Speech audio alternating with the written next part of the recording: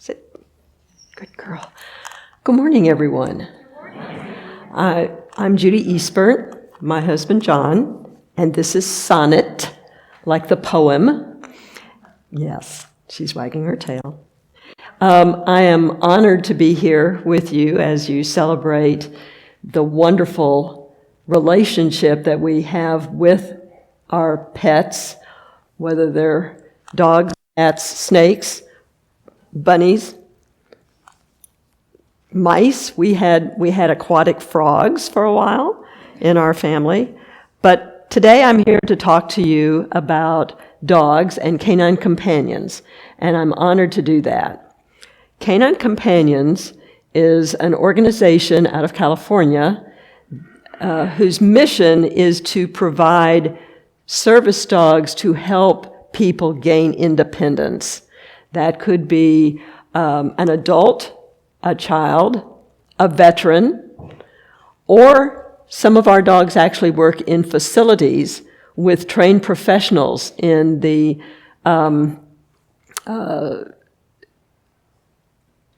in a physical therapy unit, in a hospital, in the criminal justice system. So our dogs actually provide service in many different ways. The dogs are provided to the people who need them at no charge. So it is a nonprofit organization. It was founded in the 70s, and all of us are volunteers, but some of the staff who are paid, and the professionals are so the pathway is this. The puppies are born in California, and there is a volunteer called a breeder caretaker. That job is greatly sought after because it's so much fun. It's got to be an enormous amount of work. But the breeder caretaker is the handler for female when she gives birth to the puppies, and she provides the environment for that mother and the puppies until the puppies are 8 weeks old. And during that time, the breeder caretaker is actually working with the puppies to start learning manners, even as tiny puppies. When they are 8 weeks old, these puppies are shipped out all over the country. We have 6 regions in the country, and we are the South Central region: Texas, Oklahoma, Arkansas, Louisiana. And our training center is actually in Irving. But Sonnet came to us through, I think it was United Airlines in 2019. Unfortunately, she was a puppy raised during COVID. That made it much more complicated. But as a puppy raiser, our job was to make sure she knew house manners and outdoor manners and knew how to interface with people. And we also were instructed to teach her 30 different commands. And I'll show you some of those in just a few minutes. It was a little bit of a challenge for us during COVID because, as you know, lots of things shut down, and we couldn't socialize her as well as we would have been able to later on. And we'd like to think that maybe that had some effect on our ability to help her become a service dog. So Sonnet went through her 18 or 16 months with us, and then she matriculated, which means that then we turned her back to Canine Companions, which is the plan. We only keep her for a few months, and then we have to tell her goodbye. And a lot of people say, "Ooh, how can you do that?" But we knew that ahead of time. And we know that when we turn her back into Canine Companions for her professional training, that it is for a high purpose, and that is to learn what she needs to learn to be matched with someone who needs her. So she stayed in professional training for 3 months. They really, really wanted her to make it, but she, alas, was distractible. Like in the little book, if she saw another dog on the path, she saw one of her special human friends, she wanted to go and say hello. And you can't do that if you're a service dog. So she was released from the program. We call it a change of career. So she has a new career, and her the most wonderful pet in the world to Judy and John Eastburn, their children and grandchildren, because she were with us that she is allowed at and Home Depot and PetSmart, and there are a lot of places that will take dogs, and outside patios. So she goes with us wherever she's allowed, and that helps her to maintain her ability to understand good manners around people. One interesting thing that happened this morning is when Jen introduced us and everyone clapped, she looked at me like with great eagerness, because when she goes to soccer games and the team scores, she gets a treat. So when she hears people clap, she says, "Oh, good, I'm going to get something yummy." She didn't get anything this morning, so she has to learn that sometimes she gets a treat and sometimes she doesn't. But the whole pathway of training in Canine Companions is positive reinforcement. So we do use treats to tell her, yes, what you did is what we wanted you to do. And when she doesn't do what we want her to do, then we go back to the first step and reteach so that she understands what she needs to know. So there's no punishment, there's no rough behavior, and yes, they do get to play. Yeah. Those of you who have had dogs have probably seen a dog have a zoomie. Well, she certainly has zoomies, and she's certainly allowed to play, and she loves to play fetch and catch balls up in the air. So she does have down.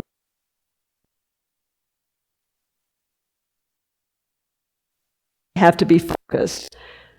When you see a video that we're going to show in just a few minutes, you will see puppies wearing the yellow cape, and then when they become service dogs, they wear a blue cape, and it will say Canine Companions. Different service training companies have different colored vests, and you may see something else out in public. But our vests are blue, and it will say Canine Companions. And when you see that, that dog really should be ignored.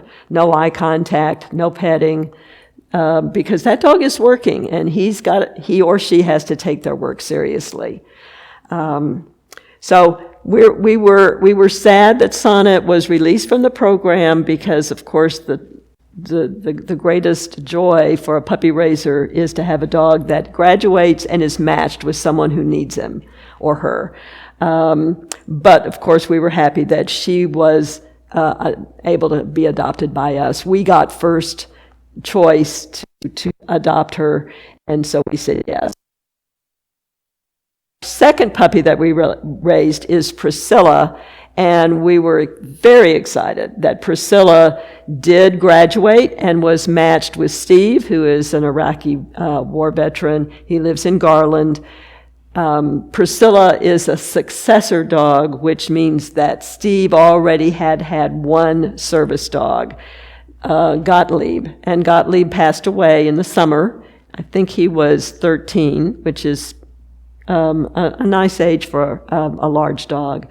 And it took a few months for Steve to be ready to open up his heart to a new service dog. And when he did, he went through the process of obtaining Priscilla, and we were so excited that Priscilla graduated and was matched with Steve, and that Steve was a veteran. That was a special spot in our heart. So we did get a chance to see Priscilla 2 weeks ago, and Steve told her release, which meant that she could come and see us, and she was all wags and remembered us. And then it was back to business, and he told her heel, and she had to go back to his side and continue with her work. Part of what she does for him is mobility training, meaning that if he drops his cell phone on the floor, she can pick it up and hand it to him. If he drops his credit card on the floor, they can actually pick a credit card up off the floor. Not easy, but they can do it. She can turn on light switches. She can pull open doors. She can hit the push plate that you see that says, push here for handicapped. She pushes those. She will retrieve objects for him. But he's also working with her on PTSD training. When he is in a crowd of people and he's beginning to feel anxious, she notices that, and she will begin to gently put a barrier between the people and him so that he can kind of catch his breath. Or she will lead him away to kind of get out of the crowd so that he can kind of decompress. He's also taught her to wake up his wife when he's having a bad dream. And so then she can tend to him. So she's providing enormous service, and it just makes us burst with pride that she's doing that. So let me show you, just for fun, a few of the things that we teach these dogs to do. One is to chill out. So she's doing a great job of that. It is important that when you're in a place with a dog that they're quiet and peaceful. Sonnet.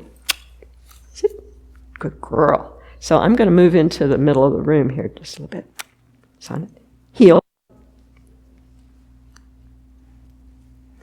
Now, those of you who have had dogs and have trained dogs normally think of heel as a moving command, but in Canine Companions, heel is a placement command. So heel is over here. Sonnet. Side. Uh-oh, lost her focus. Sonnet. Side. Good girl. Okay. Side. Heel. Down. Very good. Now, when she lay down, her feet are facing that way. Because if I was in a wheelchair and I started to move forward, I wouldn't want to roll over her feet. So she's trained to have her feet going in that direction. Now let's see if I can do this without falling over. Good puppy. Okay, so now I'm on this side, so she's flipped her legs that way. Good girl. Okay. Oh, all right. Sit. Stand. Good. Let's go. Sonnet, stand. Back. Good. Oh, you're getting crooked. Let's go. Down. Good. Sonnet, roll. Roll. Oh, that's a good girl. Sit. Good. Let's go.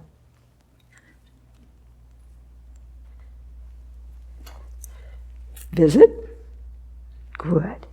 Lap. That's a good girl. That's a good girl. Off. Good. Now, visit means just put your head on my lap.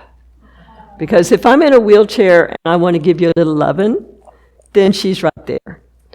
But if let's say if I have dropped my cell phone and she needs to get it for me and I have her get it, and then I say, lap, Sonnet, lap, good girl, then she can hand me whatever it is that I have dropped. Or I can give her some lovin' too. Isn't that right? Okay, off. Good girl. Sit. Down.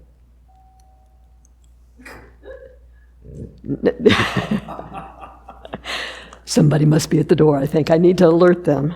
Good girl. Good girl. Okay, the other thing that we teach them to do... Okay, now I have a treat in my hand. It is a really high-value treat. Okay. Good girl.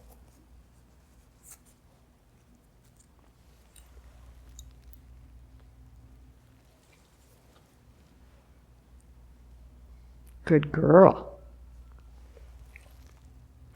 We teach them... Okay. That was a big one. We teach them to not eat off the floor, because if they are matched with someone who is taking medication and we've all dropped a pill on the floor, The last thing we'd want would be for the dog to eat the medication off the floor.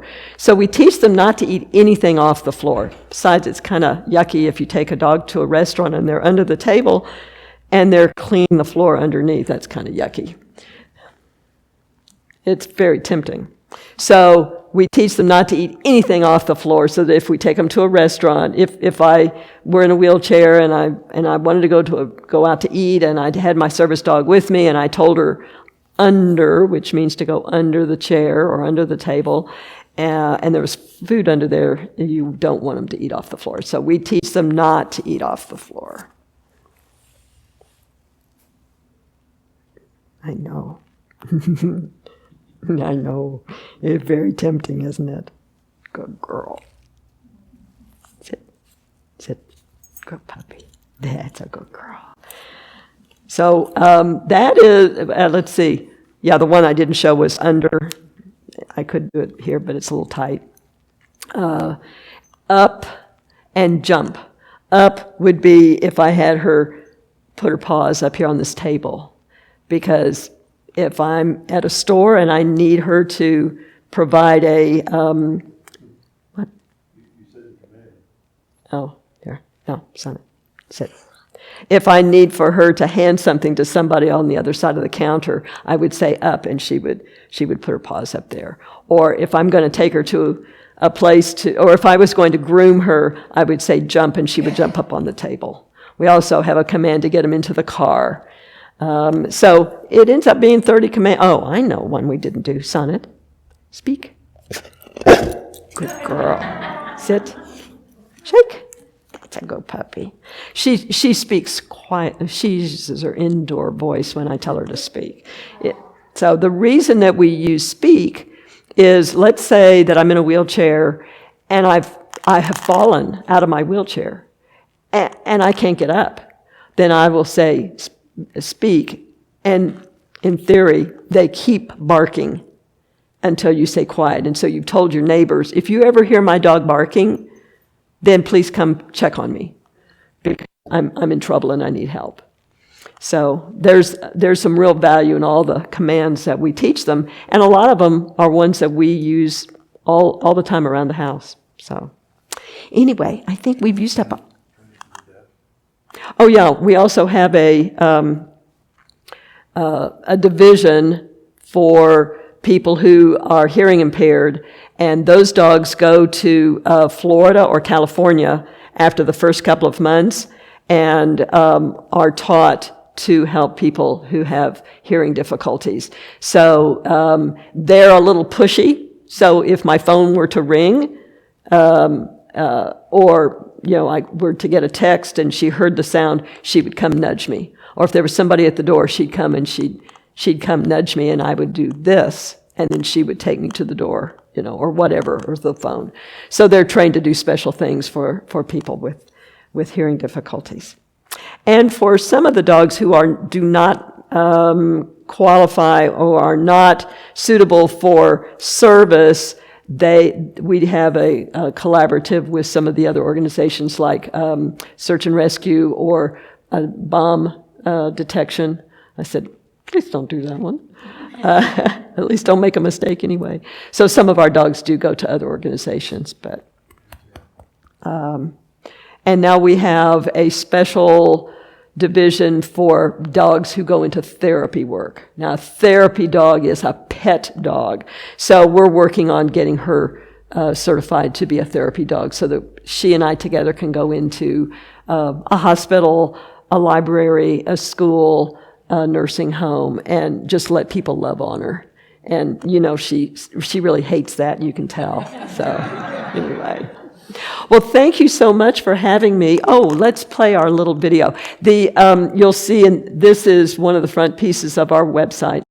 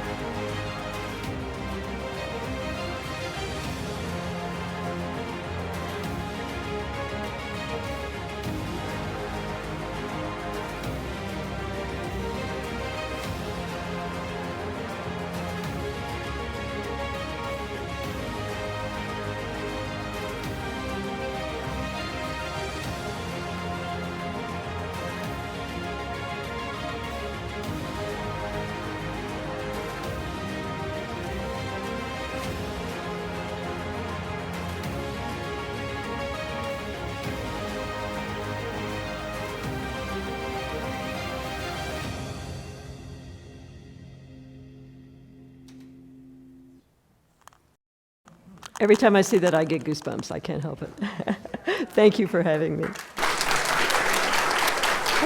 Let's go.